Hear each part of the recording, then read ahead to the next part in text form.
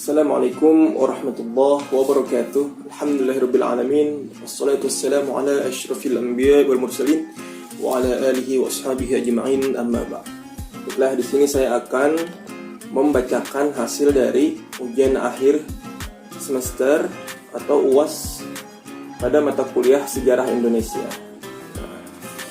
Yang mana langsung saja di sini saya bacakan soal dan jawabannya. Soal nomor 1, yaitu jelaskan kota-kota dagang yang merupakan pasal dari kerajaan yang bercorak Islam seperti Demak, Cirebon, Banten, Kudus, dan Pekalongan. Di sini langsung saya jawab. Yang pertama kita ke kerajaan Demak dulu. Nah, jadi kerajaan Demak merupakan kerajaan Islam yang pertama di Pulau Jawa. Kerajaan Demak memiliki peran penting dalam menyebarkan agama Islam di Pulau Jawa, yang mana penyebarannya digagas oleh para wali songo, yaitu Raden Patah. Nah, jadi Raden Patah ini adalah pendiri dari kerajaan Demak, yang mana letak kerajaan ini sangatlah strategis, yaitu berada di jalur pelayaran dan memiliki pelabuhan besar, dan juga jalur perdagangan kerajaan Demak yang mendongkrak ekonomi melalui ekspor beras. Nah, itu adalah biografi dari kerajaan Demak. Selanjutnya kita masuk ke kerajaan Cirebon. Kerajaan Cirebon, kerajaan ini merupakan kerajaan yang cukup besar di Pulau Jawa pada abad ke-15 Masehi. Yang mana lokasi kerajaan Cirebon yang berada di pantai utara menjadikan kerajaan ini sebagai jalur perdagangan dan pelayaran yang penting. Adapun peninggalan kerajaan Islam Cirebon antara lain yaitu Keraton Kanoman, Makam Gunung Jati, Masjid Sang Cipta Rasa, dan Keraton Kesepuhan Cirebon. Nah, itu adalah tadi biografi dari kerajaan Cirebon. Yang ketiga yaitu kerajaan Banten. Kerajaan Banten yaitu kerajaan yang berjaya di tanah Pasundan pada tahun 1526 Masehi. Adapun puncak kejayaan kerajaan Banten terjadi pada saat masa pemerintahan Sultan Ageng Tirtaya yang berhasil membangun hubungan dagang yang diplomatik dengan negara lain. Oleh karena itu, maka terlahirlah kerajaan Banten. Nah, seperti itu. Selanjutnya itu kerajaan Kudus. Kudus merupakan kota pemasok hasil bumi untuk Demak dan Jepara, yang hasil buminya itu langsung didatangkan dari pedalaman atau dari pedesaan, yang mana setelah dibawa dari pedesaan maka hasil bumi tadi dimanfaatkan di kerajaan Kudus. Nah, seperti itu. Selanjutnya yaitu kerajaan Pekalongan. Nah, Pekalongan merupakan pelabuhan dagang antar pulau dan digunakan salah satunya sebagai pelabuhan ekspor perkebunan hasil bumi seperti gula dan kopi. Nah, seperti itu. Yang mana pada saat itu gula dan kopi ini sangatlah populer di masyarakat. Waktu itu sangatlah disukai. Maka pada masa itu gula dan kopi ini sangatlah laku pada perdagangan. Itu adalah tadi kerajaan Pekalongan. Kita lanjut ke nomor 2, yang mana soalnya sebutkan contoh-contoh kerajaan yang bercorak Islam khususnya di Sumatera dan Jawa. Nah, kita masuk ke daerah Sumatera dulu. Kerajaan yang ada di Sumatera, kerajaan Islam maksudnya, kerajaan Islam yang ada di Sumatera, yang pertama yaitu adalah Samudra Pasai. Yang kedua, kerajaan Aceh. Yang ketiga, Minangkabau. Dan yang keempat, Kerlak. Nah, adapun kerajaan Islam yang ada di Pulau Jawa, yang pertama, Demak, kerajaan Cirebon, Banten, dan Ternate. Nah, itu adalah kerajaan-kerajaan yang bercorak Islam yang ada di Pulau Sumatera dan di Pulau Jawa. Nah, kita lanjut ke nomor 3, yang mana soalnya yaitu jelaskan terbentuknya kerajaan Banjar dan Gua Talo. Nah, kita ke kerajaan Banjar dulu ya teman-teman ya. Kerajaan Banjar yang bercorak Islam berdiri pada tanggal 11 Juni 1860.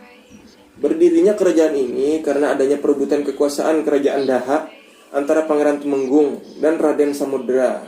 Nah, yang pada akhirnya dimenangi Raden Samudra dan menggantinya jadi kerajaan Banjar. Nah, yang terletak itu dulunya itu di daerah Kuin.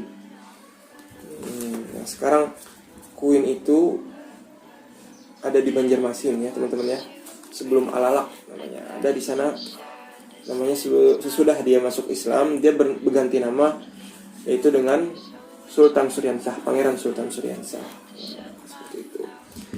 Yang kedua itu Kerajaan Gotalo. Nah, kerajaan ini terletak di Sulawesi Selatan, bagian pesisir barat.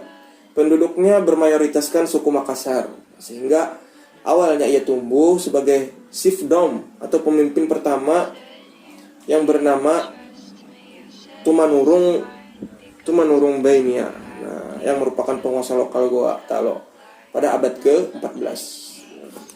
Goa dan wilayah lainnya merebutkan hegemoni di wilayahnya tersebut. Gitu. Raja Goa sendiri menghadapi Islam sebagai agama kerajaan pada abad ke-17. Jadi proses islamisasinya itu yaitu pada abad ke-17. Nah, ketika Daeng Manrabia Sultan Alauddin I memeluk agama Islam. Jadi seluruhnya itu ikut memeluk agama Islam. Nah, seperti itu teman-teman. Baiklah, kita langsung lanjut ke nomor 4. Yaitu soalnya jelaskan peran Wali Songo dalam penyebaran Islam di Demak, Cirebon, Banten, dan Ternate Tidore. Di sini jawabannya peran Wali Songo dalam penyebaran Islam di Demak, Cirebon, Banten, dan Ternate Tidore yaitu yang pertama adalah Wali Songo itu adalah sebagai pendakwah dan penyebar agama Islam di berbagai pulau. Dalam hal ini, selain berdakwah mengenai agama Islam, peran Wali Songo juga berperan dari penyebaran agama Islam di sana. Dengan cara bermacam-macam cara, yang intinya tujuan dari penyebaran agama, yang intinya tujuan dari cara-cara tersebut membawa kepada keislaman. Nah, tujuannya itu untuk mengislamkan suatu daerah yang ada di pulau-pulau tertentu, seperti itu teman-teman. Yang kedua itu Wali Songo ini sebagai pendukung dan penasehat bagi kerajaan-kerajaan Islam. Nah, betul. Terakhir yaitu pengembang kebudayaan daerah yang berisi disesuaikan dengan ajaran Islam. Selain itu, para Wali Songo juga berdakwah menyesuaikan dengan daerah yang mereka masuki dan berdakwah memakai media yang sesuai pada daerah tersebut. Nah, ini betul teman-teman. Dulu aku pernah, ini bercerita sedikit ya. Dulu pernah waktu ke Nusa Tenggara Barat, NTB atau Mataram, itu aku lihat dari suku, gak tahu agama Hindu kali ya. Dia pakai tapung tawar, kata orang Banjar itu tapung tawar. Nah, terus pas pulang ke Banjarmasin, aku langsung nanya ke orang tua aku, mengapa orang Islam juga ikut tapung tawar, padahal kan itu asalnya itu dari orang Hindu. Terus kata orang tua aku, dulunya memang seperti itu. Memang sebelum masa penyebaran Islam, para Wali Songo itu mengikuti kebiasaan masyarakat atau adat istiadat orang kita di sini, orang Pulau Jawa, baik Pulau Jawa atau pulau-pulau lainnya seperti itu. Tapi kebiasaan itu ditambahkan dengan keislaman. Contohnya tepung tawar tadi kan, tepung tawar itu ditepung tawarkan ke anak yang baru lahir biasanya. Tapi kita ganti bacaannya. Bacaannya kita ganti dengan sholawat, zikir. Nah, seperti itu. Itu adalah cara para Wali Songo dalam menyebarkan agama Islam, teman-teman. Kita langsung ke nomor 5, yang mana soalnya itu jelaskan pembahasan pemaparan mengenai 3 tipologi kerajaan Islam, yaitu tipologi Sumatera, Sulawesi, dan Jawa. Nah, yang pertama kita ke tipologi Sumatera dulu. Kerajaan di sana diatur menurut hukum-hukum Islam dengan cara mengajak kembali umat Islam kepada Al-Quran dan Sunnah, serta mendorong kebebasan berpikir sepanjang tidak bertentangan dengan Al-Quran dan Sunnah. Nah, itu adalah tipologi Sumatera. Tipologi Jawa. Sebagai contoh, sebelum Islam masuk di Pulau Jawa, agama masyarakat di sana dominan Kapitayan Hindu-Buddha. Nah, agama Islam melebur dengan budaya Jawa pada abad ke-12 sampai 13 Masehi. Untuk di Jawa, penyebaran agama Islam pertama adalah Sunan Maulana Malik Ibrahim. Nah, ini adalah bagian dari Wali Songo juga, beliau Sunan Maulana Malik Ibrahim. Terakhir itu tipologi Sulawesi. Pada abad ke-17, kerajaan Islam Sulawesi resmi memeluk agama Islam. 3 pola pembentukan budaya yang memperlihatkan bentuknya, salah satunya ialah pola pembentukan Sulawesi. Nah, pola Sulawesi ini menjadi islamisasi melalui konversi keraton atau pusat kekuasaan. Nah, seperti itu teman-teman. Kita lanjut saja untuk menghemat waktu ke nomor 6 ya teman-teman ya. Bagaimana pendapatmu mengenai teori penetrasi Barat di Nusantara serta munculnya kolonialisme dan imperialisme terhadap kerajaan yang bercorak Islam? Nah, sini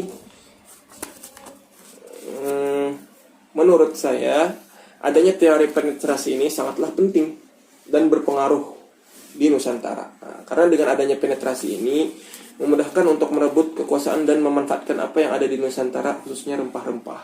Nah, karena dulu itu rempah-rempah atau perdagangan itu dikuasai oleh orang-orang Hindu-Buddha. Nah, dengan adanya orang-orang Islam, maka diambil alih langsung oleh orang-orang Islam. Nah, serta itu adalah sekaligus penyebaran Islam melalui jalur dagang. Seperti itu. Adapun munculnya kolonialisme dan imperialisme ialah usaha dari negara barat untuk melakukan penjajahan di Nusantara. Namun para raja pun memberikan perlawanan terhadap mereka, sehingga hal ini untuk meminimalisir pengaruh barat ini berkembang di kerajaan Islam Nusantara. Nah, seperti itu, kawan sekalian. Kita lanjut ke nomor 7. Apa saja yang menyebabkan konflik masyarakat Indonesia dengan bangsa asing? Nah, konflik antara Indonesia dan Belanda contohnya, ya. Konflik antara Indonesia dan Belanda ini menimbulkan pengaruh yang besar dalam bidang politik. Belanda kembali menerapkan politik divide et impera, yang artinya memecah persatuan. Jadi tujuan Belanda ke Indonesia itu menjajah dulunya, yaitu untuk memecah persatuan. Walaupun belum merdeka, tapi tetap bersatu pada Indonesia. Nah, itu yang mau dipecahkan oleh Belanda. Konflik Belanda-Indonesia juga menimbulkan krisis ekonomi nasional di Indonesia. Belanda menerapkan blokade ekonomi terhadap Indonesia, sehingga Indonesia tidak bisa melakukan kegiatan perdagangan internasional. Nah, seperti itu.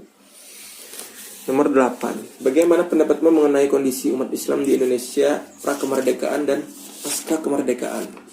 Nah, umat Islam pra-kemerdekaan masih takut-takut dan sembunyi-sembunyi. Karena belum merdeka, itu otomatis dikuasai oleh bangsa Jepang. Jadi penyebaran agama Islam pada masa itu masih secara sembunyi-sembunyi, sama dengan pada masa Rasulullah SAW dulu. Pertama dengan cara sembunyi-sembunyi, baru dengan terang-terangan nantinya. Adapun umat Islam pasca kemerdekaan diberi kebebasan dalam beragama dan menjalankan agama, dan hal ini diatur dalam Undang-Undang RI. Kebebasan beragama.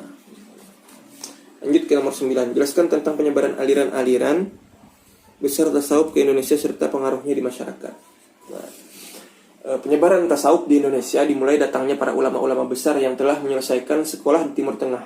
Nah, lalu mereka kembali ke Indonesia dan mengajarkan ilmu yang didapatnya. Nah, selain itu ada juga para ulama Timur Tengah yang sengaja pergi ke Indonesia untuk menyebarkan agama Islam di berbagai wilayah di Nusantara. Nah, misalnya saja contoh orang Indonesia dulu yang pertama menuntut ilmu ke negeri Timur Tengah atau ke Makkatul Mukarramah, nah, ya, yaitu adalah Datuk Kelampayan atau Syekh Muhammad Arsyad Al-Banjari. Nah, dengan yang mana karangan kitab beliau itu adalah Sabilal Muhtadin. Itu sangat berperan dalam penyebaran agama Islam di Indonesia, khususnya dalam bidang tasawuf. Nah, karena di dalamnya memuat banyak ilmu-ilmu tasawuf. Adapun pengaruh ilmu tasawuf di masyarakat sangat berpengaruh, sebab ilmu ini mengajarkan untuk beribadah sebagai bekal menuju akhirat dan membersihkan diri dari sifat-sifat tercela serta menghiasi diri dengan sifat terpuji. Oleh karena itu, banyak masyarakat Indonesia yang belajar ilmu tasawuf ini. Ya, seperti itu, teman-teman. Kita lanjut saja ke nomor 10, yaitu jelaskan mengenai aspek peninggalan Islam dari segi bangunan, sastra, budaya, politik, sosial, dan perekonomian. Di sini aku akan membacakan yang pertama, yaitu dari aspek segi bangunan, yaitu salah satunya masjid. Nah, itu adalah dari segi bangunan, yang mana masjid merupakan tempat peribadatan orang Islam untuk melaksanakan sholat, mengaji, beriktikaf, pengajian agama, dan pelaksanaan ibadah lainnya. Yang kedua itu aspek dari sastra, yaitu salah satunya syair. Syair ini merupakan media penyebaran agama Islam yang menarik. Syair ini biasa berisikan kata-kata yang dapat menyentuh hati pendengaran dan hal ini juga terdapat pada masa Rasulullah SAW. Nah, dulu syair-syair itu bahkan dilombakan. Sampai sekarang syair juga dilombakan untuk memuji Rasulullah SAW. Tapi itu harus dalam melantunkan syair-syair Maulidur Rasul itu harus ikhlas dari dalam diri, bukan karena untuk kita menampilkan suara kita bagus, bukan untuk lomba, bukan juga, tapi yang penting kita ikhlas dari diri sendiri itu untuk memuji Rasulullah seperti itu. Adapun selanjutnya itu aspek dari seni budaya, yaitu salah satunya tradisi tasmiyah atau penamaan nama anak. Nah, betul ini. Yang mana tradisi ini sebagai ucapan rasa syukur karena telah dikaruniai seorang anak oleh Allah Subhanahu wa taala. Tradisi ini biasa ditemui di daerah Kalimantan Selatan. Ya, memang tradisi ini memang banyak dilaksanakan di Kalimantan Selatan. Kalau di luar daerah Kalimantan Selatan atau luar Kalimantan gitu ya, intinya banyak yang hanya melaksanakan akikah saja, tapi itu tidak melenceng atau tidak bermasalah. Itu juga sama, dalam akikah itu sama langsung sekalian untuk menamai seorang anak, memberikan nama kepada seorang anak. Selanjutnya itu aspek politik, yaitu tidak adanya lagi pembagian kasta seperti zaman Hindu Buddha, dan juga istilah raja diganti dengan sultan. Makanya dulu raja Pangeran Samudra diganti dengan Kesultanan Banjar dengan nama yaitu Sultan Suryensah. Aspek sosial yaitu saat adanya Islam, sistem perbedaan atau kasta tidak ada lagi di masyarakat dan tidak diterapkan. Semuanya tidak memandang perbedaan dalam bersosialisasi seperti itu. Terakhir yaitu aspek ekonomi. Aspek ekonomi orang Islam diandalkan dari berdagang. Nah, karena berdagang salah satu pekerjaan yang dilakukan oleh Rasulullah SAW pada zaman dulu. Nah, sampai sekarang umat Islam juga banyak yang berdagang, karena dalam berdagang mereka juga dapat menyebarkan dan berdakwah ajaran Islam, dan akhirnya orang-orang yang membeli, para konsumen yang darinya banyak dari Cina, sekarang juga banyak yang Islam. Masya Allah, Alhamdulillah, Islam sekarang sudah berkembang pesat, Alhamdulillah, khususnya di negara Indonesia. Semoga kita selalu istiqomah dan selalu diberikan Allah Subhanahu wa taala rahmat, amin amin ya rabbal alamin. Mungkin itu saja yang dapat saya sampaikan dari hasil jawaban saya pada ujian akhir semester sejarah Indonesia. Salah dan khilaf mohon dimaafkan. Wabillahi taufiq wal hidayah. Wassalamualaikum warahmatullahi wabarakatuh.